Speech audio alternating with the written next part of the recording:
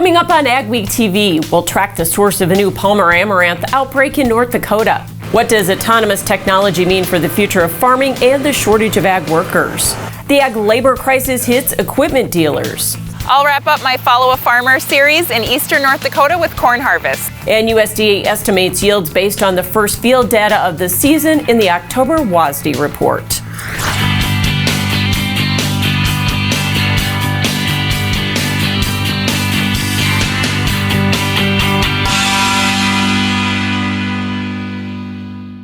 Welcome to Ag Week TV. I'm Michelle Rook. Harvest progress was well ahead of average in the region before the rains came this week. USDA's crop progress report showed soybean harvest at 60 to 80% complete, with about a third of the corn done. In South Dakota, Jeff Thompson was finishing up one of his last cornfields before the storm hit. He says yields are off about 75 bushels from his farm averages, and just like soybeans, there are wide ranges. 80 to, probably some of the other dry land will probably be, 180, so kind of a wide range there. Just finishing up some irrigated stuff now, and the yield on that's even off. Thompson says test weight is decent, but standability is an issue in corn as drought and crown rot cannibalize the stalk. He combined some fields early to minimize field loss. However, that corn had to be dried, and with natural gas prices well above last year, that added to his cost. North Dakota farmers are also making good progress combining corn. Katie Pinky has been following the same farmer all season and finishes up her series on corn harvest.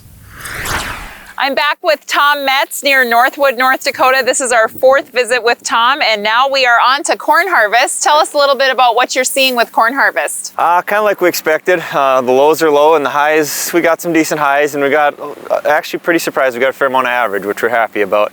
The moistures, we've seen everything from 14 to 21. A lot of 18, 19 as we're getting midway here. But yeah, it's good. We've been here since the beginning of the growing season and kind of walked through the season. Now that you're on to corn, has there been any surprises? Not necessarily surprises. I guess the only thing would be is some fields that we knew were going to be low are lower than we thought, and we got a few fields that were higher than we thought would be on the high ones, but probably the biggest surprise is that we're probably going to be close to average on the crop, which on a year again like this, we're very happy about that. Tom, what's ahead for 2022? The next process is start buying for next year.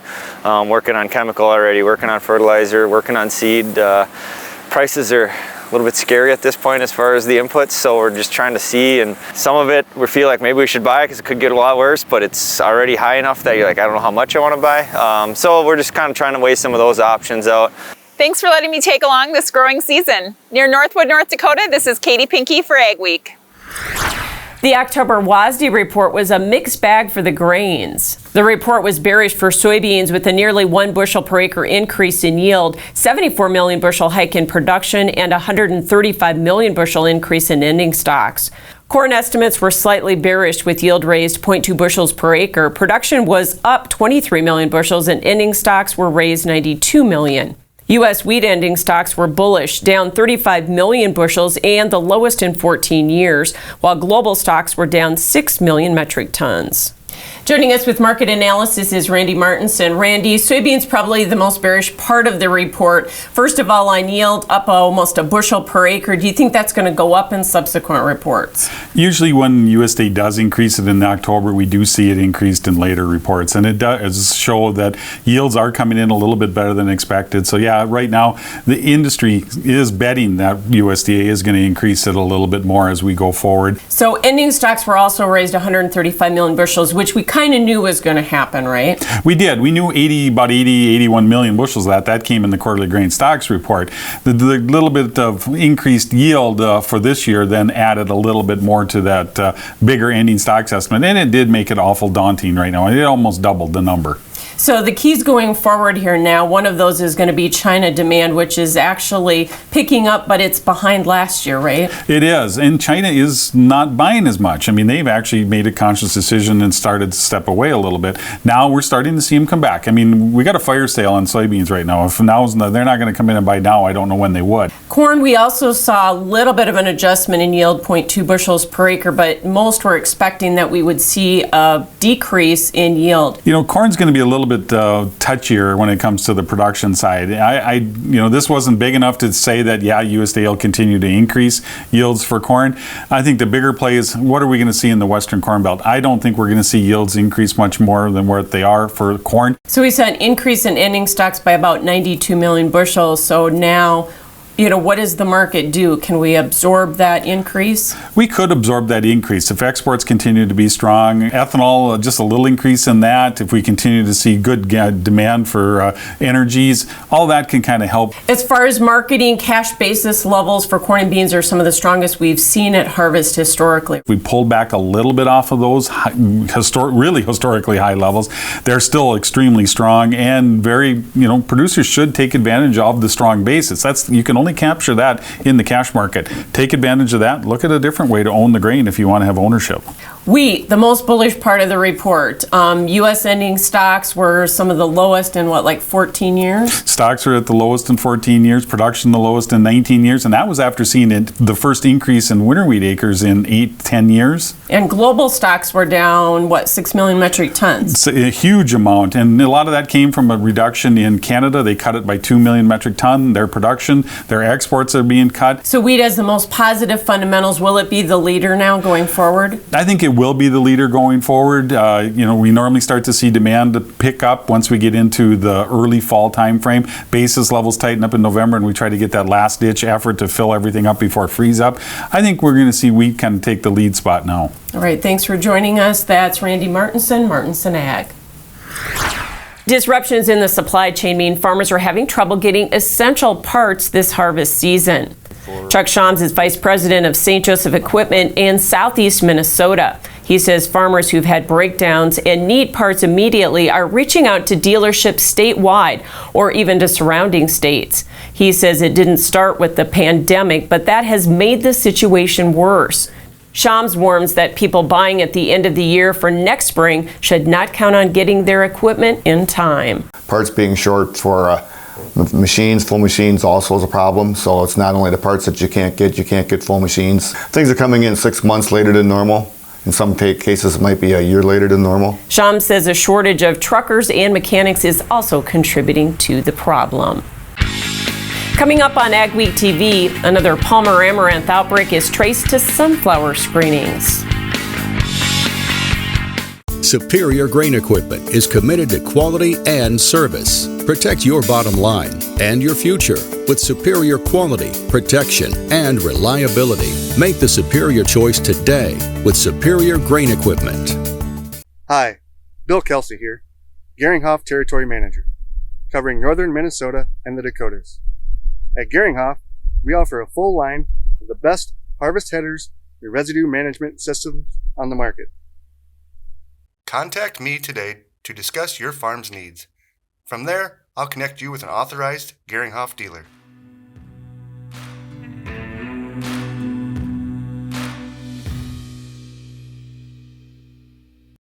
Don't miss out on the equipment you'll need next season.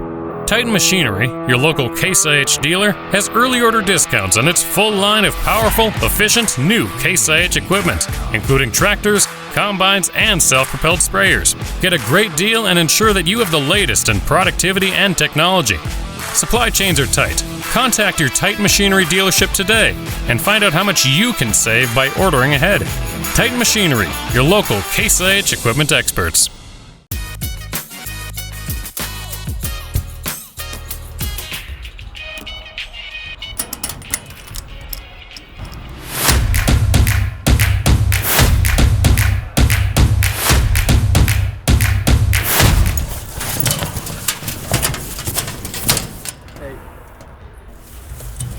Some things in life are hard.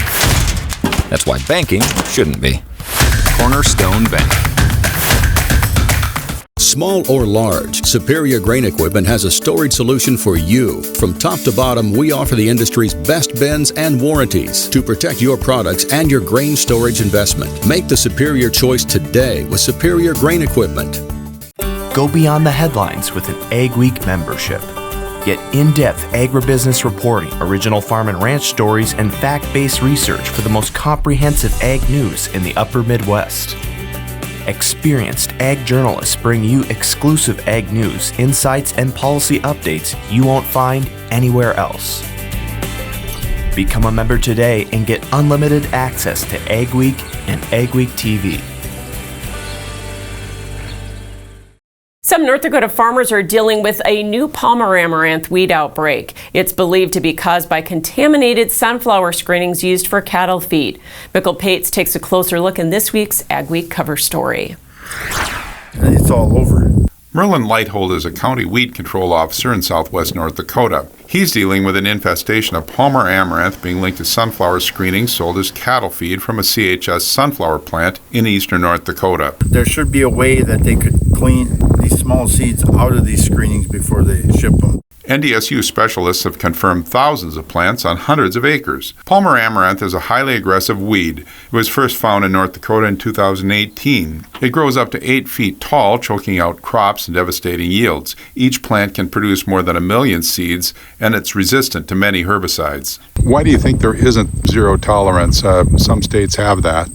I know, I can't answer why. I know we sure would like to see it. The state ag department regulates noxious weeds and feed suppliers. Ag Commissioner Doug Goring says they're working with CHS on potential testing. They're going to have to test them. They're going to have this protocol in place if they want to sell those screenings to livestock producers. If they don't want to do that, then they just have to be destroyed because we don't know. Weed experts warn about being cautious when buying screenings, as cheap feed can quickly become an expensive problem. In Grant County, North Dakota, this is Michael Pates for Ag Week. CHS says it's working closely with the North Dakota Department of Agriculture to protect crop production against Palmer amaranth. Read more at agweek.com or in the next Ag Week magazine. U.S. beef exports hit an all-time record for August for value and volume. Census Bureau data shows volume at 325 million pounds and value at over $1 billion. From January through August, the U.S. exported nearly 2.3 billion pounds of beef, up 18% from a year ago. Value is up 34% at $6.62 billion.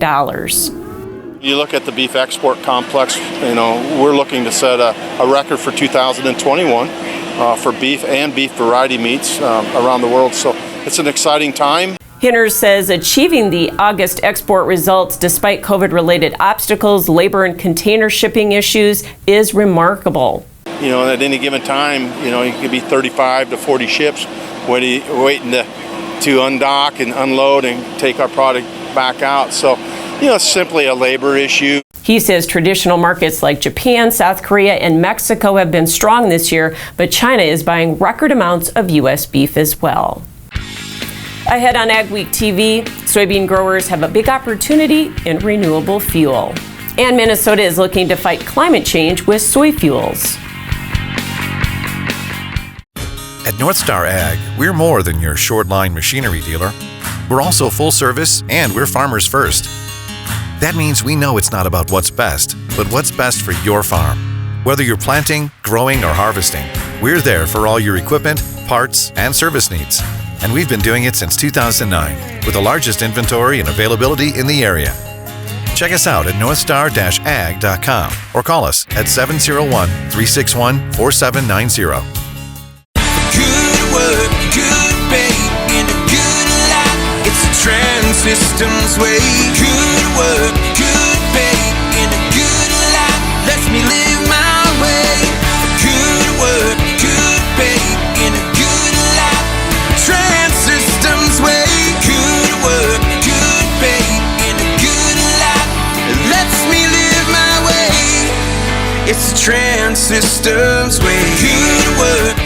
Risk management is not just for the grains. Livestock producers, did you know you can help protect the price of your production? Livestock Risk Protection, or LRP, is a great tool to help you protect the price of your years of hard work. LRP is available for feeder cattle, fat cattle, and swine. Besides the availability of price risk insurance in your production, cattle producers can also protect their pasture and hayland from the lack of rainfall with Pasture Rangeland Forage, or PRF insurance. To learn more about these programs, call Martinson Ag Risk Management. You can get the field results you want in varying conditions with the flexibility of the Summers VRT Renegade. Featuring on-the-fly blade angle adjustment from 0 to 19 degrees. And if you want the simplicity of a super coulter with the ability to move a little dirt, you'll love the all-new Summers Super Coulter Samurai. Go to summersmfg.com or visit your local dealer to learn more about North America's broadest line of tillage equipment and other products from North Dakota-based Summers Manufacturing. We're going to talk today about a revolutionary auto steer product that you guys have developed. We back one of these things in, it'll drain a 40-acre patch just within hours. What can you tell us about what dairy farmers do to make sure that their animals are happy? Their care is our primary concern. Is there still time for producers to get storage bins up? Absolutely. We still can definitely get something up and ready for corn harvest.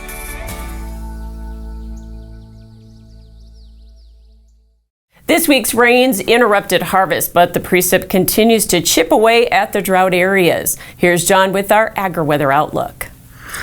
In the wake of not one but two major fall storms this past week, we've got a very different weather pattern shaking up across the northern plains and upper Midwest. We're losing the storminess after the storm Saturday and through Sunday and Monday led a swath of severe storms across the upper Midwest, and then another one in the middle of the week that produced snow in the west and storms and even a few more tornadoes in some parts of the eastern Dakotas and western Minnesota. Well, as that storm system fades, goes north into Canada, we're getting some mild weather settling up. The weather coming in from the southwest, and we're going to see, I think, a lot of fairly mild temperatures. It won't all be shirt sleeve weather. It is, after all, getting on in fall, but relative to average, it looks relatively mild and relatively, if not possibly, almost totally dry over the next couple of weeks across the northern plains, upper Midwest. So we're back to good harvest weather in the wake of two storms that have left the regions fairly muddy. Jet stream pattern, what's left of the big storm of the midweek, it's just centered up here in the Hudson Bay region. A little protuberance of that with another little weak low down through the Midwest will bring some cooler weather in through these regions. Fairly warm air spreading up into the high plains, so any snow that fell this weekend certainly wasn't on the ground for very long, except in the mountainous areas. And as we shift into mid-fall, by warm, I'm now not talking 80s, we're talking mostly 70s and even some 60s.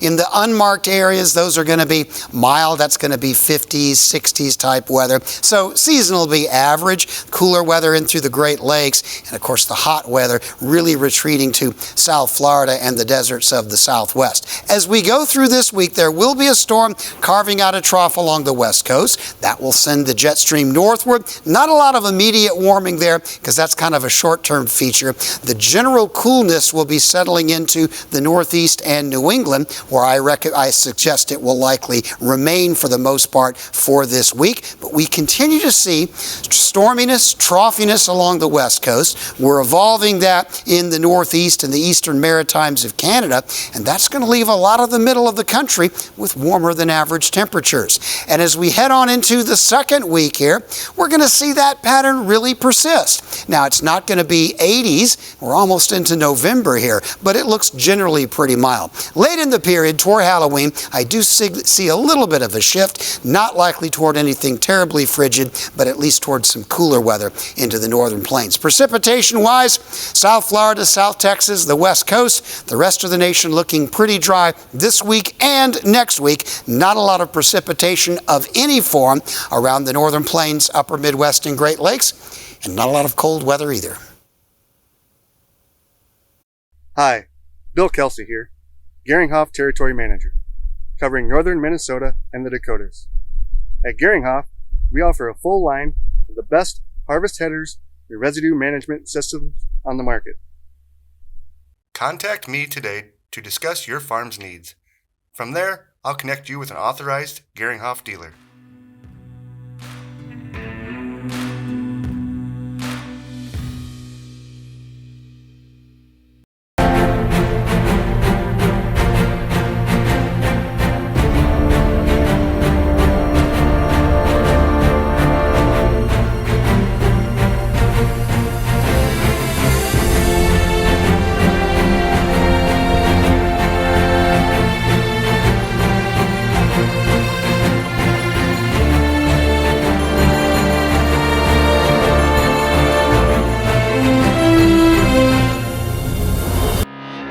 They say When the going gets tough, the tough get going.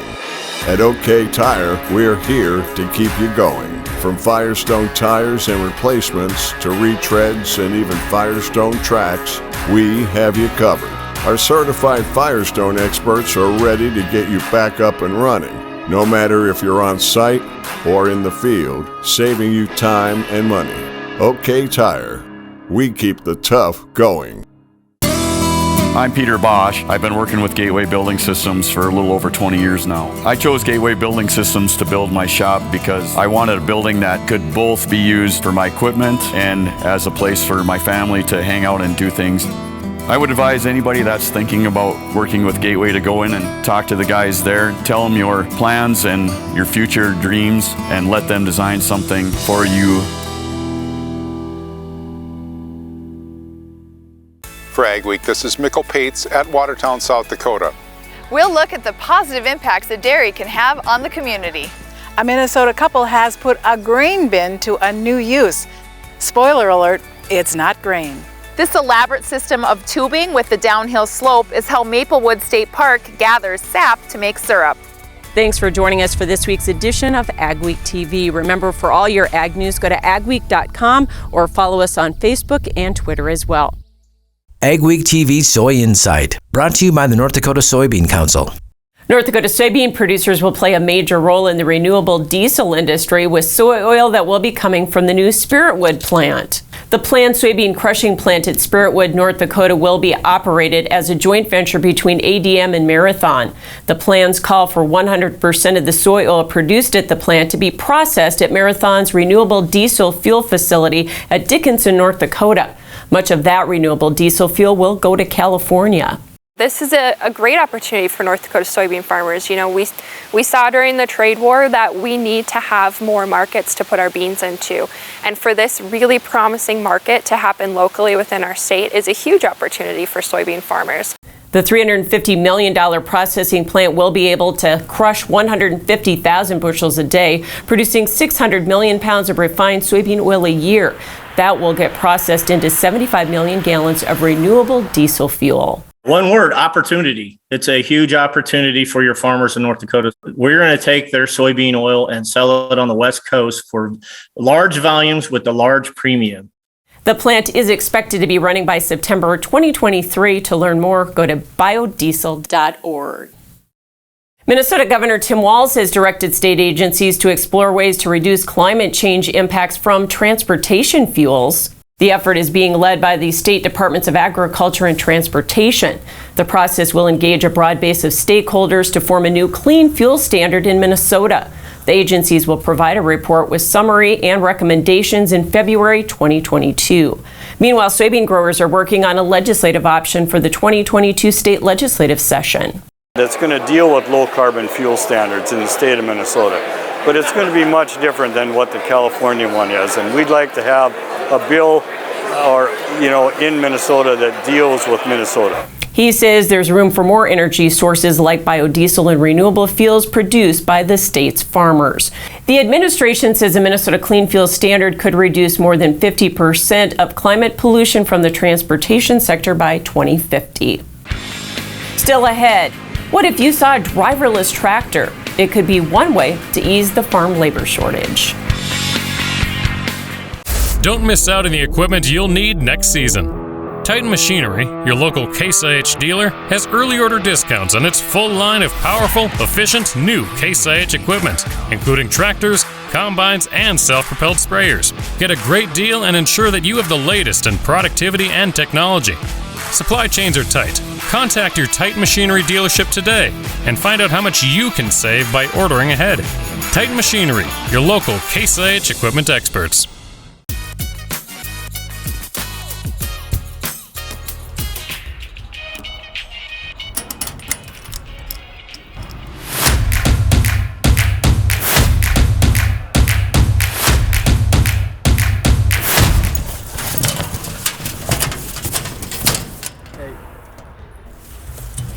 Some things in life are hard.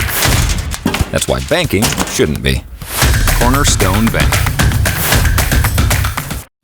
At North Star Ag, we're more than your short line machinery dealer. We're also full service and we're farmers first. That means we know it's not about what's best, but what's best for your farm. Whether you're planting, growing, or harvesting, we're there for all your equipment, parts, and service needs. And we've been doing it since 2009 with the largest inventory and availability in the area. Check us out at northstar-ag.com or call us at 701-361-4790. Risk management is not just for the grains. Livestock producers, did you know you can help protect the price of your production? Livestock Risk Protection, or LRP, is a great tool to help you protect the price of your years of hard work. LRP is available for feeder cattle, fat cattle, and swine. Besides the availability of price risk insurance in your production, cattle producers can also protect their pasture and hayland from the lack of rainfall with Pasture Rangeland Forage, or PRF insurance. To learn more about these programs, call Martinson Ag Risk Management. Go beyond the headlines with an Ag Week membership. Get in-depth agribusiness reporting, original farm and ranch stories, and fact-based research for the most comprehensive ag news in the upper Midwest. Experienced ag journalists bring you exclusive ag news, insights, and policy updates you won't find anywhere else. Become a member today and get unlimited access to Ag Week and Ag Week TV. Many farmers have a hard time finding enough help. So what if you had a grain cart that drove itself? Mikkel Pates recently saw one in action and shows you how it works. It's really weird to see a tractor without an operator. It may look weird, but this autonomous tractor and grain cart would solve a very real problem for farmers. Finding labor to do those kind of jobs is becoming harder and harder, and it seems like this would be a suitable way to work by yourself in a field. Raven Industries of Sioux Falls, South Dakota, and Titan Machinery of Fargo set up this field demonstration last month at Big Iron. The tractor and grain cart are powered by OmniDrive. It's a computer-run system that installs quickly onto a farmer's own tractor and cart. It costs less than $50,000 plus a $3,000 a year subscription fee. Jim Lilleberg is Director of Precision Ag for Titan. It's managed autonomy because the operator of the combine actually has control over the tractor. But it's autonomous in that he sends the command and the tractor comes to him, they fill the cart, and then he tells it where to go park and wait for the next load. The equipment still needs a person to drive it on the road, to unload it in open fields. The savings comes from other work the employee will do while the cart is driving itself. Once we have an area that's been harvested and we have a coverage map to show that area has been cleared of a crop, then we know we can run autonomously in those areas. It's amazing. It's one of those things that kind of gives you goosebumps. It's so incredible. And if someone really wants to run the grain cart, just a flip of the switch will put it back into manual drive. In West Fargo, North Dakota, this is Mikkel Pates for Ag Week. Raven has sold OmniDrive systems to 16 farmers in the Dakotas and Minnesota for setup in November. Thanks for watching this week's edition of Ag Week TV. Remember, for all your ag news, go to agweek.com and follow us on Facebook, Twitter, and Instagram. Have yourself a great and safe week.